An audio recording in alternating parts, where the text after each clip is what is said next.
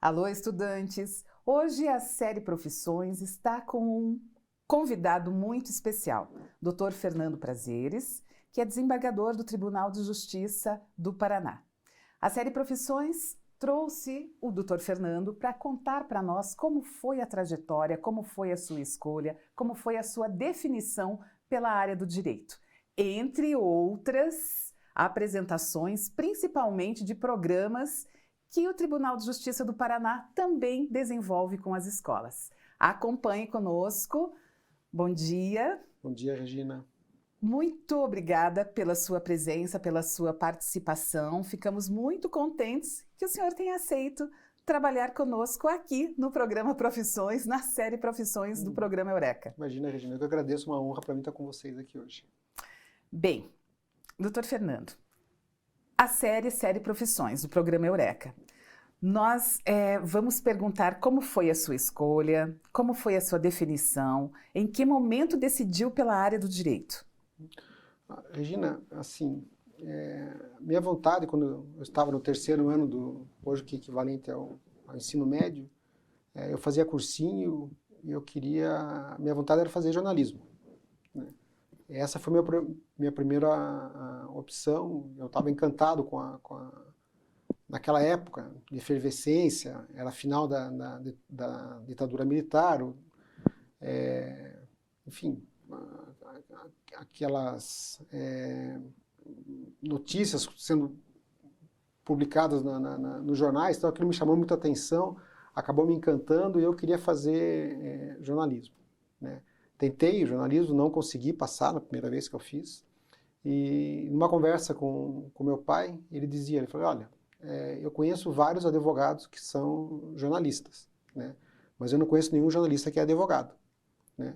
E ele falou, e eu acho que você tem uma tendência assim para essa área de humanista, voltada para direito, Sim. ter mais opções e tudo mais. E, enfim, depois daquela conversa, eu era adolescente, né? Eu acabei fazendo o curso, prestando vestibular para o curso de Direito, isso em 1980. Né? Acabei passando, né, e me encantei com o curso de Direito. Foi assim que eu comecei, na verdade, porque meu pai tinha uma referência de alguém muito próximo a ele, o Dr. Valério Horner, que era advogado da empresa do meu pai e também jornalista e, naquela época, membro da Academia Paranaense de Letras. É assim que eu comecei. Em 1980, em meados, né? Em torno de 1980. Isso. Aqui na cidade de Curitiba, é isso, doutor Fernando? Sim, foi aqui em Curitiba. Eu fiz o vestibular na então Universidade Católica do Paraná, não era PUC ainda, né? Ela se transformou PUC durante o curso. Em 81 e 86 eu colei grau. Janeiro de 86 eu colei grau. Também naquele momento, em 1980, a faculdade de Direito, se não me engano, eram 2 ou 3, não é isso? Eram 3 em Curitiba. Eram 3 em Curitiba. Era a PUC, né, a Faculdade de Curitiba e a Universidade Federal do Paraná. Eram só 3. Tanto que existiam naquela época os campeonatos de futebol, cursos ou júris simulados das 3 balanças, né, que eles se referiam às 3 balanças, né, a Federal, a PUC e a Curitiba. Muito interessante. Interessante, bastante. Como foi, então? A escolha, fez o vestibular, entrou no curso de Direito e a identificação? Aquele momento em que o estudante, o acadêmico, tem certeza que escolheu o curso certo. O primeiro ano, assim, da faculdade de Direito não me atraiu muito, assim, né? São matérias, assim, que não são específicas do curso de Direito, algumas sim, outras não. E eu não vi certa identidade com aquilo que de fato eu queria, e eu confesso que o primeiro ano foi meio decepcionante. Mais aquelas as disciplinas humanas, por exemplo, História do Direito, Filosofia do Direito, algo assim. Tinha filosofia, na PUC tinha religião, tinha sociologia, tinha estudo dos problemas brasileiros, naquela época, EPB, né? Tinha estudo dos problemas brasileiros e tal. Eu não vi assim, falei, enfim, quando é que a gente vai começar a ter alguma coisa que de fato me interesse, né? Não estou dizendo que essas matérias não sejam importantes, elas são eram de extrema importância, né? Mas, enfim, não me chamava muito a atenção para aquilo que eu queria. Porque geralmente os estudantes eles querem começar já a ver aquilo que eles entendem que seja a legislação, de que forma eles podem defender, atuar, Sim, é sim. isso? Na verdade, a gente queria um Aham. embate, né? A gente queria defender Sim. alguém, queria acusar alguém, enfim, né? Era essa concepção que nós tínhamos, que era uma concepção equivocada, depois eu posso até explicar isso mais tarde. Era uma concepção que nós tínhamos. Mas a partir do segundo ano, quando a gente começou a aprofundar os estudos, principalmente direito constitucional, né? E eu entrei na faculdade antes da Constituição de 88, né? Aquilo me chamou a atenção e eu comecei a ver a importância que o Estado tinha na vida das pessoas, né? Daí isso começou a me chamar a atenção e me fez me apaixonar pelo curso de Direito naquela época. Bom, entrando em 1980, em 1985 concluiu Concluí o curso. 85, 86. 85 foi a conclusão do curso, né? O 86 foi a colação de grau. A formatura que a gente chama, enfim. Certo. E logo depois a Constituição de 88, exatamente. Veio a Constituição de 88. E aí a sua turma participava bastante de todo aquele momento? Veja, político, social? Sim, sim. Havia um debate bastante intenso na época. Os centros acadêmicos estavam se reformulando, né? Porque havia uma certa repressão com relação à política estudantil nos anos anteriores. Os centros acadêmicos estavam se reformulando, né? Havia, assim, quase que uma convulsão, assim, de ideias na época de liberdade, de votar liberdade de expressão, de poder se manifestar, de poder criticar, de poder, enfim, tomar posição, né? Aquele confronto político, os debates de natureza, assim, ou com bastante carga ideológica, né? Aconteciam. Assim, era uma época assim muito muito gostosa, assim, né? Porque nós vivíamos aquela retomada da liberdade de expressão, né? De poder se manifestar livremente, e havia aquele embate de ideias, né? Muito diferente do que acontece hoje. Justamente é aí que eu gostaria que falasse um pouquinho mais, doutor Fernando. Encontra semelhanças ou muita diferença entre a juventude, no momento em que o senhor estava fazendo a faculdade, o curso de Direito, com os estudantes que estão entrando agora? São momentos diferentes, na verdade, assim, né? Na época, nós não tínhamos liberdade de expressão, vivíamos no período de ditadura, ou estávamos saindo de um período de ditadura, né? E ditadura mesmo. E, enfim, e aquele debate de ideias acontecia de forma bastante intensa, mas muito diferente do que acontece hoje, né? Hoje, eu nunca briguei com conhecido ou com amigo por conta de posicionamento político. Nunca houve rompimento assim de relacionamento por conta de uma posição política, diferentemente do que acontece hoje, né? O que é muito lamentável, né? Você, ao expor uma determinada posição política, você acaba se afastando de determinado grupo por conta desse seu posicionamento, né? Havia, lógico, debates acalorados, intensos, tal, mas havia mais tolerância, né, na época com o outro, né? Eu acho que aquela questão assim, de alteridade, né, existia mais naquela época e hoje existe muito menos. Bem, quando essa turma de 1985 se formou e seguiu uma trajetória, como foi a sua saída do curso de Direito, a formatura, né, e o início da sua trajetória? Durante a faculdade de Direito, eu comecei a fazer estágio na Secretaria de Justiça do governo do Estado do Paraná. Certo. E eu fiz estágio no que eles chamavam na época de assistência judiciária, que hoje equivale à Defensoria Pública, né? Foi o primeiro choque que eu tive com a realidade, porque nós atendíamos a população carente, né? E na época eu acho que era uma conclusão de todos nós, né? Nós enfrentávamos os problemas socioeconômicos, não jurídicos. O que a gente via na assistência judiciária era isso, né? As pessoas vinham nos procurar com problemas que, lógico, que poderiam ser solucionados através de direito, mas que o fundo desse problema, na verdade, eram problemas sociais e econômicos. Eram pessoas extremamente carentes que buscavam o serviço de assistência judiciária para resolver os seus problemas, notadamente problema de família, né? Separação, na época, divórcio, alimentos, enfim, revisão de alimentos e tal. Isso no âmbito da assistência judiciária, né? E tão logo eu me formei, não existia concurso público na época, né? Eu fui contratado para ser advogado vinculado à Secretaria de Justiça e atuar como hoje atuam os defensores públicos, né? Sim. Na defesa daquilo que nós chamávamos na época de assistidos, que é aquela população carente que não tem condições de contratar advogado particular por conta da sua baixa renda. Nós atendíamos essa população. Fiquei 2 anos na assistência judiciária. Daí, logo depois surgiu a oportunidade de eu fazer um curso de especialização fora, né? Eu fui estudar na Itália e fiz um curso de especialização em processo civil e, na volta, me dediquei à iniciativa, à advocacia privada, né? E, assim, pode parecer contraditório, eu saí da assistência judiciária e fui advogar para o Banco Itaú, para as instituições financeiras Itaú, e fui contratado pelo Banco Itaú para advogar, e ali também fiquei 2 anos, né?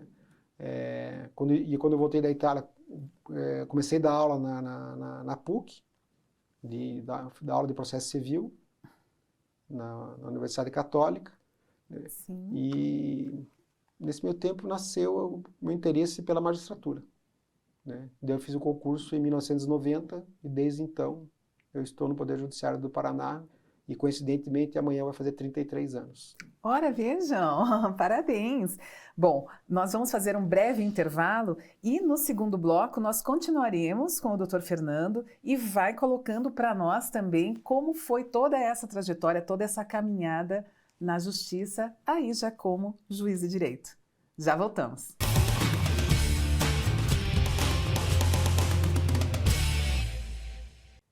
Voltamos para o segundo bloco do programa Eureka, série Profissões. Hoje estamos conversando com o magistrado Dr. Fernando Prazeres. Participou conosco no primeiro bloco e contou como foi a sua trajetória, desde o momento em que definiu entrar para o curso de Direito e depois todas as experiências profissionais nessa trajetória. Terminamos o primeiro bloco, o senhor estava nos contando que no momento, depois de ter experiências na Secretaria de Justiça, como se fosse hoje a Defensoria Pública, Exato, né? O atendimento àquelas pessoas que não conseguiam, aliás, bancar um serviço de advogados, né? Para as suas defesas. Depois também um pouquinho trabalhou nas empresas privadas, também como professor nas academias, e depois ingressou no concurso da magistratura. É isso? Exatamente. Eu fiz o concurso da magistratura em 1990, né?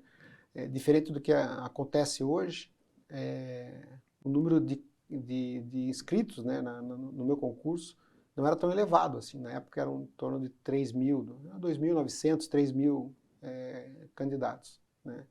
Haviam...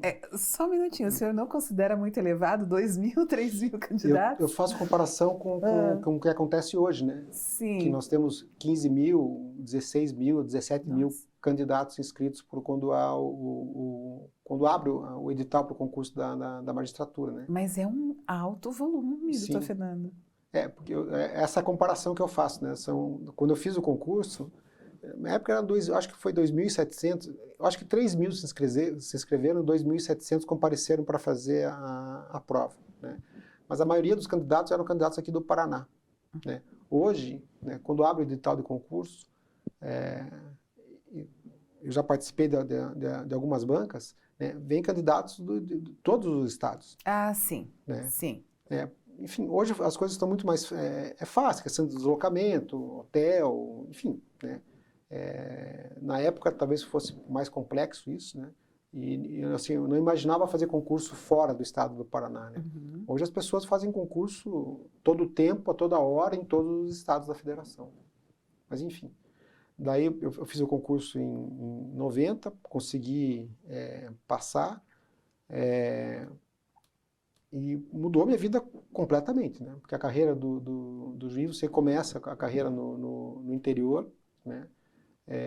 Vai para uma comarca de entrância intermediária como juiz substituto, né? Tem alguém ali, um juiz mais experiente que naquela época, né? Hoje é um pouco diferente naquela época, que fazia as orientações, né? Enfim, necessárias, e nós exercíamos nossas atividades substituindo os juízes titulares daquela sessão judiciária. Eu comecei em Venceslau Braz, né? Um ano depois eu fui para Palotina. Venceslau Braz aqui no norte, no velho, que eles chamam, né? Depois Sim. eu fui para o outro extremo, né? Fui lá para o oeste, fui para Palotina. De Palotina eu fui para Tomazina, que também era uma comarca de entrância inicial. E nessas comarcas de entrância inicial nós fazemos tudo. É uma clínica geral que nós chamamos, né? Atendemos civil, clima, família, infância, juventude, falência, enfim, na época que existia concordata, nós fazíamos de tudo, né? Daí, no decorrer da carreira, você acaba se especializando, porque à medida que você vai sendo promovido, você acaba sendo investido em determinadas varas, que é onde nós atuamos, né? Onde as matérias são especializadas. Daí eu fui para Tomazina, que ela foi a última comarca de entrância inicial que eu trabalhei. Fui para Castro, e Castro eu atuei numa vara que acumulava a matéria criminal, família, infância e juventude e registros públicos, né? E fiquei ali 2 anos, e depois de Castro eu fui promovido também para Londrina, que é uma comarca já maior, de entrância final, e fui para uma vara civil de Londrina. Fiquei na 5ª vara civil, também fiquei 2 anos. E de lá daí eu fui removido para Curitiba. Inicialmente eu fui uma espécie de auxiliar, eu fui juiz substituto na 15ª vara civil, e depois eu fui convocado para ser juiz auxiliar da Corregedoria da Justiça, onde eu fiquei por 4 anos. Doutor Fernando, eu já perdi as contas aqui de quantas cidades, quantos municípios o senhor foi passando antes de retomar a Curitiba. Mas assim, em torno de 10, talvez. Na verdade, assim, eu atuei em mais de 20 comarcas. Certo. Né? Por conta das características da profissão, né? Quando eu estava em Venceslau Braz, eu atuei em Arapoti, Sengés e Siqueira Campos. Certo. Né? Dali eu fui e também em Venceslau Braz. Depois eu fui para Palotina. Né? E Palotina, em algumas eventualidades, atendi comarcas da região. Ubiratã, atendia Assis Chateaubriand. Né? E depois de Palotina eu fui para Tomazina. E quando eu estava em Tomazina, eu voltei a atender, em alguma situação, as comarcas da região, com Siqueira Campos e Jaguaraíva, mas, assim, foram substituições eventuais, né, atuações eventuais. E depois que eu fui para Castro, atuei em Castro, daí atuei numa situação eventual em Tibagi, e também, eu acho que só. Em Castro só. E apenas depois, isso.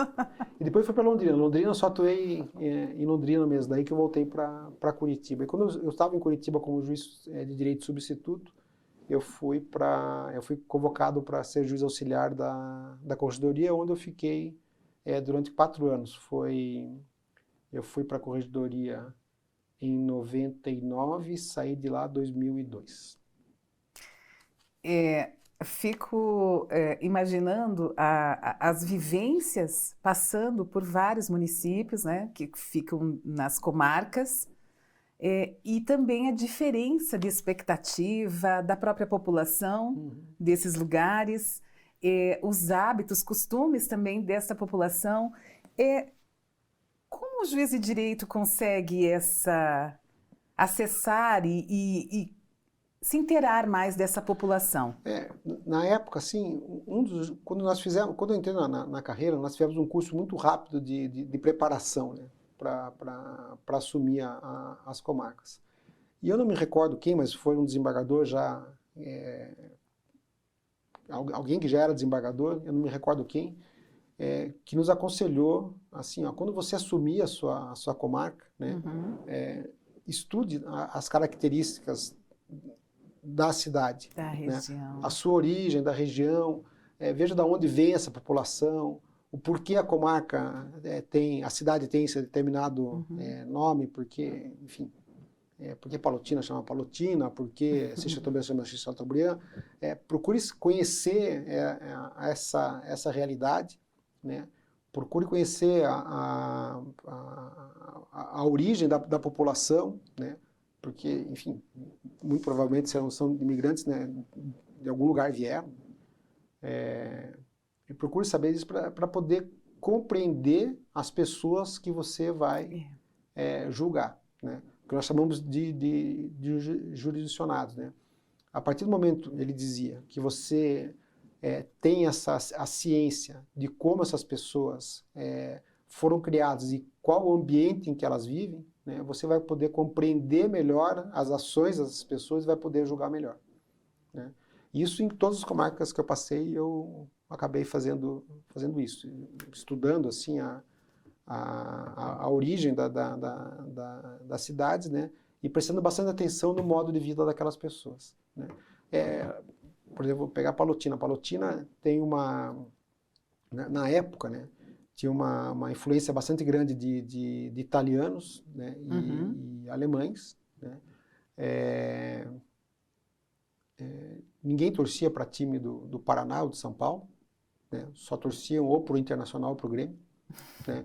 Havia uma forte colonização gaúcha em Palotina, como toda aquela região ali, né. Eles são voltados para as características do Rio Grande do Sul, né? Diferentemente de quando eu fui para Londrina, né?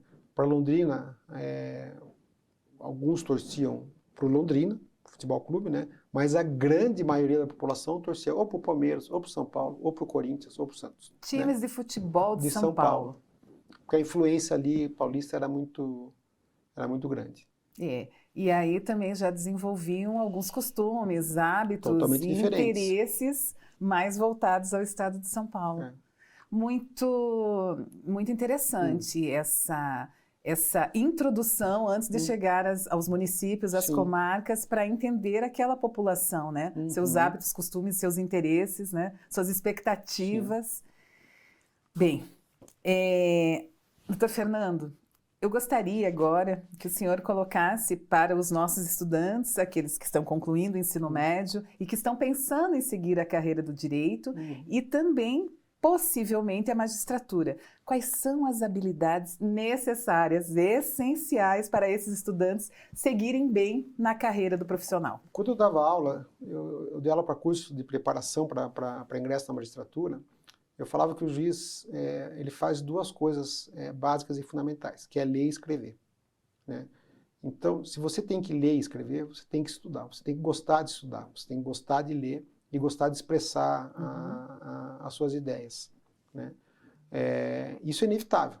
Você vai ter que estudar e isso vai lhe acompanhar pela carreira toda, né? É uma carreira apaixonante, né? Ninguém vai ficar rico na magistratura, mas também não vai passar dificuldades, né? Já dizia um outro juiz mais antigo, assim, nunca gaste mais do que você ganha, né? E você vai ter uma vida relativamente confortável, né? Você consegue manter, estruturar sua família com o subsídio que você ganha, né? Mas é uma vida, assim, às vezes solitária, né? Principalmente nas comarcas do interior, né? E voltada 24 horas para a atividade profissional, né?